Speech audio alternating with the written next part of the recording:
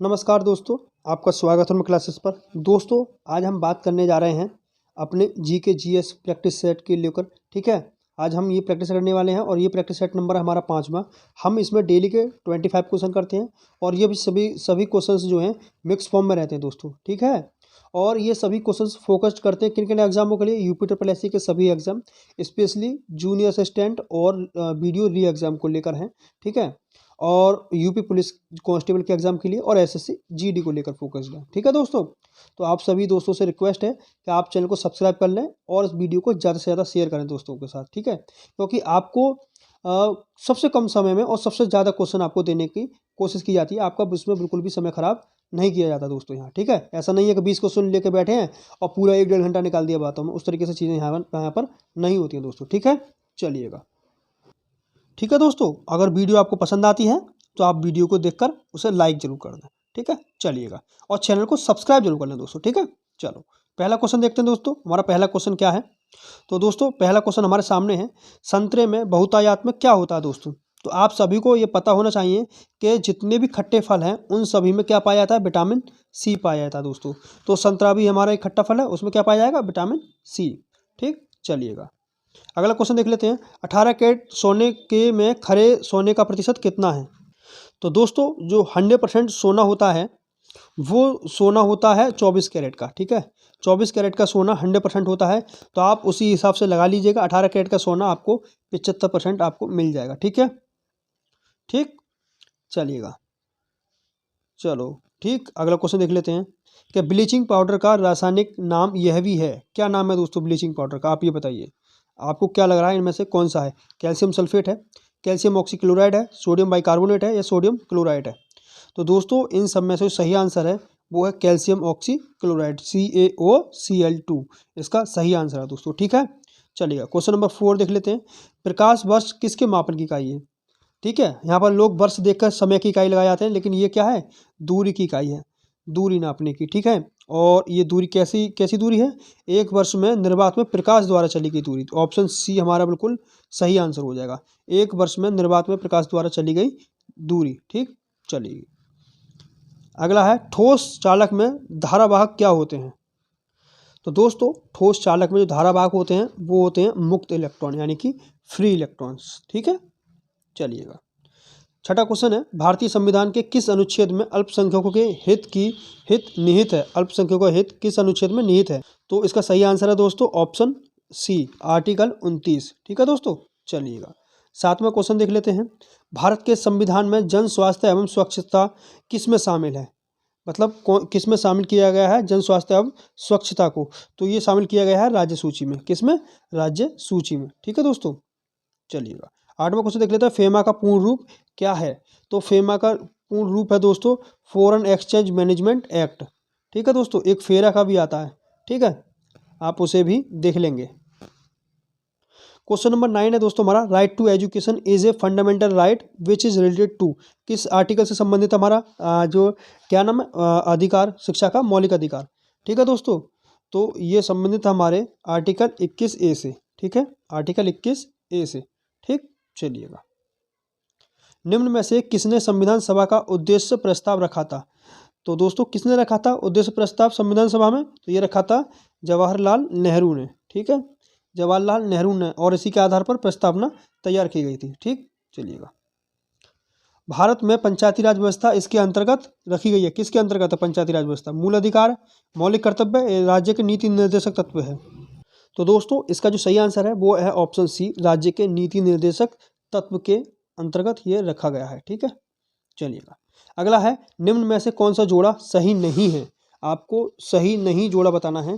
तो बताना है 261 में कलिंग युद्ध, और 78 AD शक संवत की शुरुआत, 622 AD मुस्लिम युग की शुरुआत, और 1709 औरंगजेब की मृत्यु।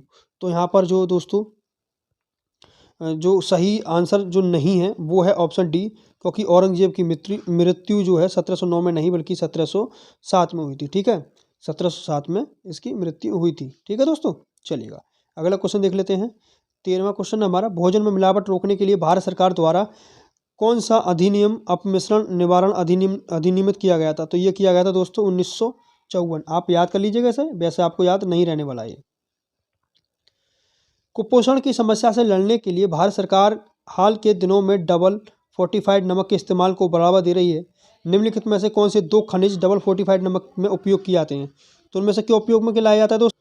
तो दोस्तों इसमें जो हमारा सही ऑप्शन है वो है ऑप्शन सी, आयरन और आयोडीन। ये फोर्टिफाइड नमक में ये पाए जाते हैं। ठीक है, चलिएगा, उपयोग में लाए जाते हैं। क्वेश्चन नंबर 15 है, भारत में कितने राज्य नेपाल से सीमा साझा करते हैं? कितने राज्य हैं दोस्तों ऐसे? तो गिन लीजिए तो सबसे बढ़िया है। देखो शुरुआत करते हैं ऊपर से। तो उत्तराखंड हो गया, यूपी, ठीक है, यूपी के साथ साथ बिहार है, और बिहार के साथ साथ वेस्ट बंगाल, और इसके साथ में एक राज्य और है वो है सिक्किम। तो कितने राज्य हो गए? 1 2 3 4 5। ठीक है, तो सही आंसर क्या हो गया? ऑप्शन ए हमारा सही आंसर हो गया। ठीक है दोस्तों, चलिएगा अगला क्वेश्चन देख लेते हैं। नेक्स्ट क्वेश्चन है दोस्तों हमारा, निम्न में से कोस्टा रिका की राजधानी कौन सी है?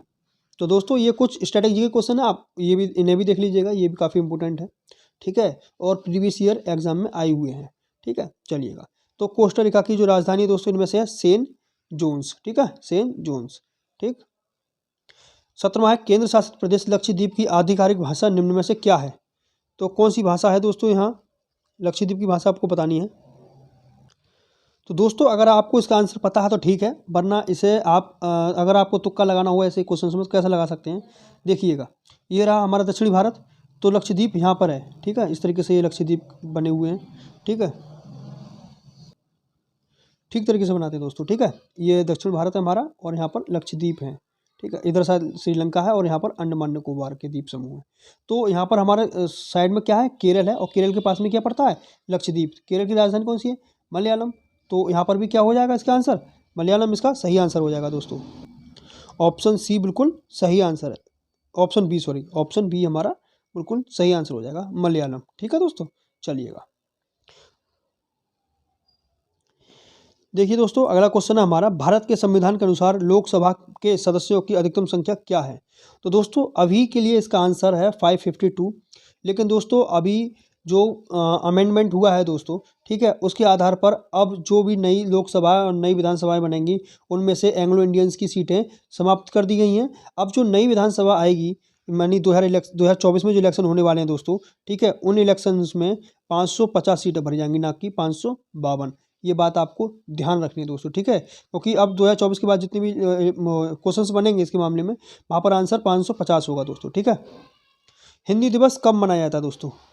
आप सभी को पता है दोस्तों, हिंदी दिवस मनाया जाता है 14 सितंबर के लिए। किसे? 14 सितंबर के लिए। नेक्स्ट क्वेश्चन है 20 क्वेश्चन, इनमें से कौन सा देश सार्क का सदस्य नहीं है? बताइए दोस्तों, आपके ऑप्शन है नेपाल, बांग्लादेश, अफगानिस्तान, म्यांमार। तो दोस्तों इसका जो सही आंसर है वो है ऑप्शन डी, इसका बिल्कुल सही आंसर है दोस्तों, म्यांमार। म्यांमार सार्क का देश नहीं है। अच्छा, सार्क के देशों के नाम सुन लीजिएगा आप दोस्तों, ठीक है, एक बार। तो इसके देश हैं बांग्लादेश, भूटान, भारत, मालदीव, नेपाल, पाकिस्तान और श्रीलंका। और अभी इसका नया देश जो इसमें शामिल हुआ है देश, वो है अफगानिस्तान। ठीक है दोस्तों, और इसका जो मुख्यालय है वो कहाँ है? काठमांडू, नेपाल में। ठीक है दोस्तों, चलिएगा, निम्न में से किस स्थान पर अजंता एलोरा की गुफाएं हैं? तो किस स्थान पर है दोस्तों अजंता एलोरा की गुफाएं? महाराष्ट्र में, औरंगाबाद में। ठीक है, चलिएगा, ओणम किस भारतीय राज्य और या केंद्र शासित प्रदेश का सांस्कृतिक उत्सव है दोस्तों? तो ओणम किस राज्य में मनाया जाता है? तो ये केरल में। कहाँ? केरल में। ठीक है, निम्नलिखित में से कौन सा ग्रह सूर्य के सबसे नज़दीक है? आपको बताना है दोस्तों, सूर्य के नज़दीक कौन सा ग्रह है। मान लो ये सन है, तो सबसे करीब पड़ता है बुध। ठीक है, तो इसका राइट आंसर क्या हो जाएगा? बुध हो जाएगा। फिर उसके बाद शुक्र, फिर आती पृथ्वी, फिर मंगल, फिर बृहस्पति, शनि, फिर अरुण वरुण। ठीक है, इस तरीके से यूरेनस, नेपच्यून, प्लूटो, इस तरीके से। ठीक है, चलिएगा, क्वेश्चन नंबर 24 है, नोबेल पुरस्कार जीतने वाले प्रथम एशियाई कौन थे? नोबेल पुरस्कार जीतने वाले, तो दोस्तों ये थे रविंद्रनाथ टैगोर। इन्हें मिला था साहित्य के क्षेत्र में। ठीक है, और किसके लिए? गीतांजलि के लिए। किसके लिए मिला था दोस्तों? गीतांजलि के लिए। क्वेश्चन थोड़ा चेंज होकर भी आ सकता है, तो आपको पता होना चाहिए। अकबर द्वारा बनवाया गया प्रसिद्ध ऐतिहासिक स्मारक बुलंद दरवाज़ा उत्तर प्रदेश के किस जिले में है? तो आप सभी को शायद पता होना चाहिए। इसका आंसर है आगरा। आगरा में है बुलंद दरवाजा। ठीक है दोस्तों, तो ये थे दोस्तों आज के हमारे टॉप 25 क्वेश्चन। उम्मीद करते हैं आपको क्वेश्चन बहुत पसंद आए होंगे। अगर आप दोस्तों आपको क्वेश्चन पसंद आए तो दोस्तों सेशन को लाइक कर दें और चैनल को सब्सक्राइब जरूर कर लें दोस्तों। ठीक है, चैनल को सब्सक्राइब जरूर कर लें दोस्तों, ताकि ऐसी ही वीडियो आपको शॉर्ट में और ज़्यादा क्वेश्चन आपको मिल सके। ठीक है दोस्तों, चलिएगा मिलते हैं आपको नेक्स्ट वीडियो के साथ में। तब तक के लिए अपना ध्यान रखें और अपनी पढ़ाई करते रहें। धन्यवाद।